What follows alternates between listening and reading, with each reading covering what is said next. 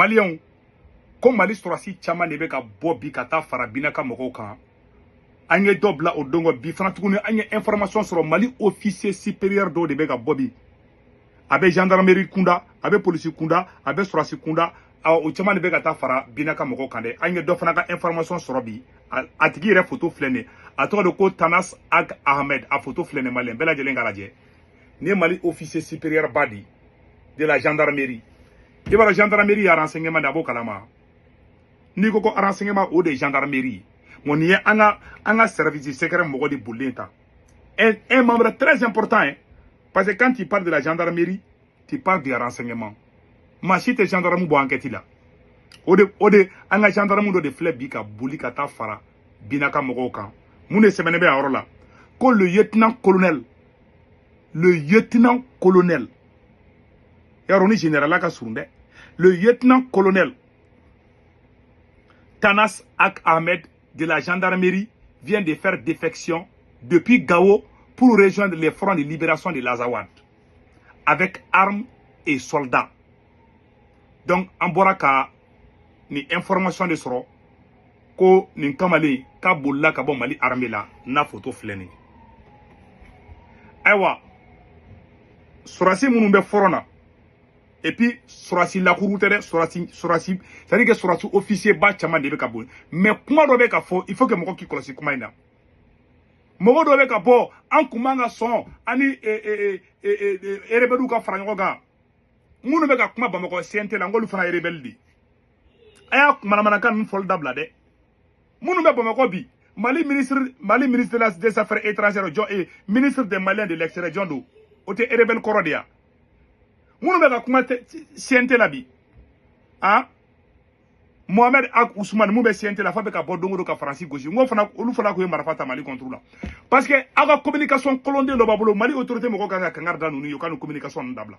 Transition de mebako de beka bo. Ah manga daula, angu manga gerawla. Na gerawla do be aljafa do be toy. Oh na u be Goji berekna. Anyeni erreur de 2012 la. Aya kolosaka communication na. Nyore fanyena. Nina konfolo de nina yi. Aun de révolution in fana ba de aun yi. Révolution togo yi aun ajamu aun. To fe nana be abe nana nyale ni. Ante fe révolution ka tien. Asimi koga gone chogo. Fembe nani farali net oluneto sarafe. Munu flebi jema chema be bamako kono bi. U chema ku ye marafata Mali contre la katemede. O ni marafatigi wera u bora ka anjanfa. Aye kana shia ko fo. Hali ka fo ko tamashaki do, arabu do. Aya be fol dabla.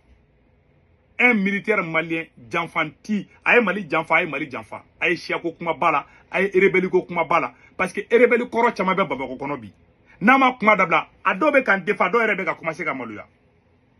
Donc aya kolosi kuma ina c'est très important. Boni défection munu be ka ke Mali armée kono bi.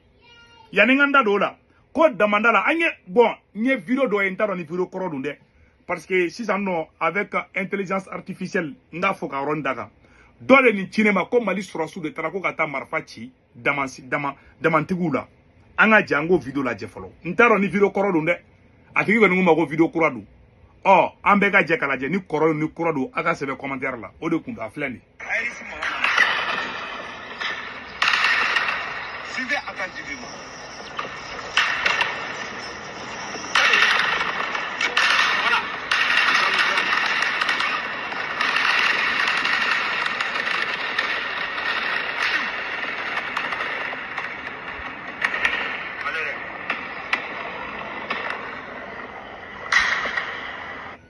Abele vidéo nyede. Oh, vocal fera be vidéo ko ranga vocal na me. Me be fo bele jara assalamu alaikum. Ku tala mugu ci mo wala damandala ko. Kata mugu ci mo wala damandala. Damana jumedo ne todo. Mfana irara de. Donc ko asimi go ta ken décision ta. Ko ka damanda o fermé. O de kuma o be fambe bi. Ko ka damanda be fermé. Ah bubu mo be de folo bora ka kuma info de. Bubu ya fo wa kera fana. Nous de fana ni e chenu ko joli kala de ba kono ni mu me balade nda ya me bala badida donc damantigu bubu mobile ni asimi goitan de jara ko ga demanda fermé de ala sago aw sago kuma be flo nya kono Donc an ye nin information de sɔrɔ sisan n bɛna explication dɔ di maliyɛnw ma Mali bɛ niveau min na bi gɛlɛya minnu bɛ ka bin maliyɛnw kan bi cɛ tɛ muso tɛ Asimi de don wallahi min kale kɔrɔ la solution tɛ Asimi bolo jamana min bɛ guerre la maa dɔ bɛ miliyɔn 80 suɲɛ hali sini o tigiw ma minɛ aw ni Ala na kira cɛ Ala yɛrɛ de kɛra Mali fɛ Ala yɛrɛ de c'est à dire Ala ye hɛrɛ dɔ mun dayɛlɛ maliyɛnw ye a m'a dayɛlɛ hali siya si ye diɲɛ kɔnɔ an yɛrɛ d'an ban ka hɛrɛ la Ala ye hɛrɛ dayɛlɛ a ye ko n'aw bɛnna hali kuranɛ kɔnɔ hali bibulu kɔnɔ ko n'aw bɛnna barika bɛ don aw la hali zana la an ka fɔlɔ mɔgɔbaw b'a fɔ ko kɔnɔkulu jɛlen ko de bɛ se ka fanga sɔrɔ don min na Asimi Goïta nana fanga la ani M5 bolo bɛ ɲɔgɔn bolo an bɛɛ jɛra ka baara kɛ ɲɔgɔn fɛ Ala ye barika don an na mais bi Mali sɔrɔsiw de bɛ ka boli bi ka bɔ sɔrɔsiya la ka taa fara rebelles kan an contre la siɲɛ kelen tɛ siɲɛ fila tɛ siɲɛ saba tɛ et puis officier baw fana ye ni attaque kɛra don min a kana fɔ ko Faransi ou bien Côte d'Ivoire don dɛ a kana Côte d'Ivoire tɔgɔ fɔ dɛ a bɛ se ka Faransi yɛrɛ fɔ peut-être voilà parce que Faransi man d'an si mais n bɛ mun fɔ an na an ka officier minnu bɛ k'an janfa bi est-ce que aw b'a conséquence dɔn n'i y'a sɛgɛsɛgɛ Bamakɔ kɔnɔ bi i bɛ taa sɔrɔ caman sigilen bɛ caman ni binan bɔ a ka ɲi sa an ka pan yɔrɔ kunna u na taga fɔ ko n bɛ ka Asimi an kana parce que ni ma dabila sa dɔrɔn Asimi bɛ taga mɔgɔ minɛ daminɛ sa n'ala Asimi lagalakatɔ di ni ma Asimi debi kɛlɛ kana sira kana taa mɔgɔ minɛ dɛ voilà n ye n ka kuma la segin kɔfɛ parce que n'i ye nin fɔ san dɔrɔn a bɛ taa mɔgɔ min don sa a tɛ diɲɛ kalama a bɛ taga mɔgɔ minɛ daminɛ san tuguni a ja tigɛ kojugu ne kɔni bɛ bɔ ka mun fɔ maliyɛn bɛ n seri solution tɛ Asimi bolo ko in na nin ko kuran bɛ ka daminɛ Mali officier de bɛ ka bɔ bi Mali sɔrɔsiw de bɛ ka taa fara bi terror ka Mali contre la bi et puis Mali officier baw de bɛ ka kɛ dɛ a bɛ ka ne siran o ye ko dɔ natɔla an ka jamana kɔnɔ an taara a bɛ laban cogo cogo n bɛ kuma kelen fana fɔ aw ɲɛna mɔgɔ minnu kɛlen bɛ ka marifa ta Mali contre la a caman somɔgɔ bɛ sɔrɔsiya la u somɔgɔ bɛ c'est à dire n taara m'a fɔ cogo min quoi kɛlɛ in ba ma nɔgɔn dɛ kɛlɛ in ba ma nɔgɔn dɛ awa kɛlɛ solution tɛ Asimi bolo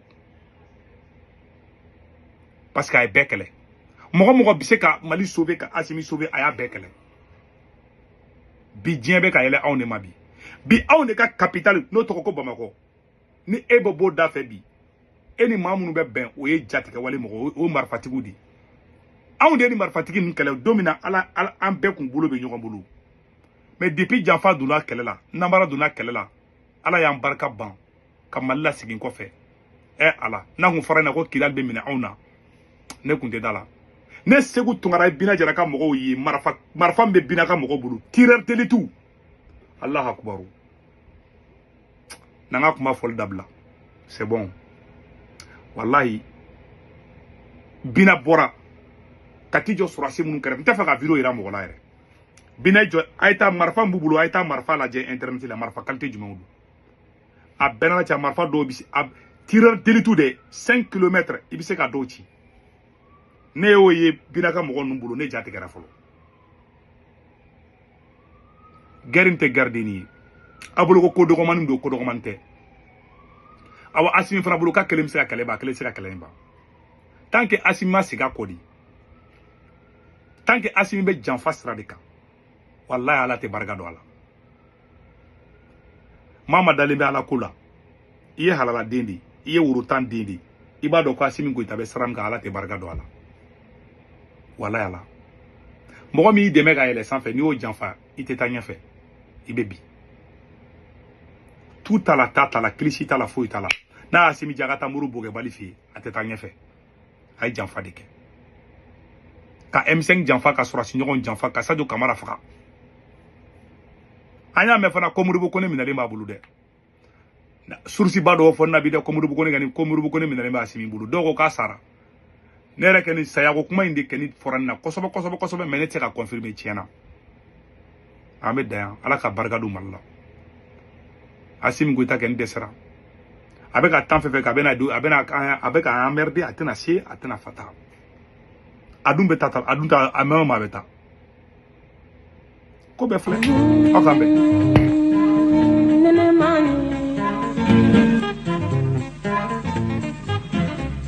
Mm-hmm.